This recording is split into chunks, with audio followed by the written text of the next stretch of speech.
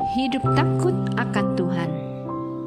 Bacaan firman Amsal 8 ayat 13. Takut akan Tuhan ialah membenci kejahatan. Aku benci kepada kesombongan, kecongkakan, tingkah laku yang jahat, dan mulut penuh tipu muslihat. Pertanyaan renungan: apa ciri orang yang takut akan Tuhan? Kenapa kita harus menjauhi kejahatan? Sejak mengenal Tuhan secara pribadi, muncul rasa takut akan Tuhan yang sangat besar dalam diri saya. Tanpa saya sadari, tingkah laku, perkataan, kesetiaan, kekudusan hidup saya diubahkan secara terus-menerus oleh Tuhan. Betapa saya tidak ingin mengecewakan Tuhan. Ini berlaku dalam setiap aspek hidup, termasuk dalam bekerja.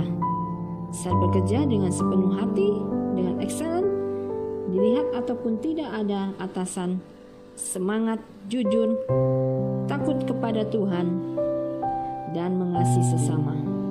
Ini sudah menjadi gaya hidup saya. Akhirnya saya melihat bonus-bonus dan promosi datang dengan sendirinya.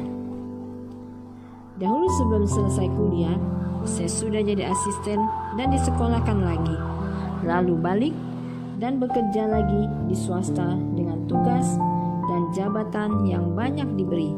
Di tengah-tengah itu saya ditawari bekerja PNS di 3 tempat dengan jaminan lulus, tapi saya tidak memilih cara itu. Saya memilih cara Tuhan yang terbaik, di mana saya bisa masuk PNS dengan murni sebagai dosen. Padahal saya mengira sepertinya tidak mungkin bisa lulus karena saat itu papa saya ada sakit berat, bahkan meninggal. Saya tidak punya cukup waktu untuk belajar dan persiapan.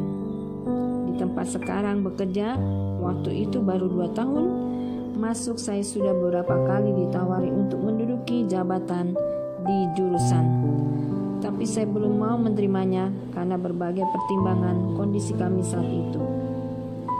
Saat ini kami terus mengalami kebaikan-kebaikan Tuhan dan melayani di tempat itu. Saya melihat bahwa ketika kita membangun hidup dengan jujur, mengasihi Tuhan sungguh-sungguh dan sesama, takut dan hormat akan Tuhan, maka hal itu terjadi suatu nilai yang sangat penting yang Tuhan perhitungkan di matanya. Amin. Kesaksian Deliana.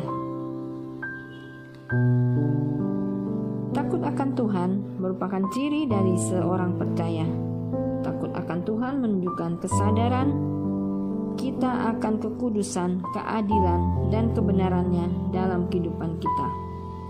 Kenyataan ini seharusnya terlihat dalam perjalanan kehidupan kita sehari-hari, sehingga kita selalu memberikan penghormatan kepada Allah apapun kondisi kehidupan kita.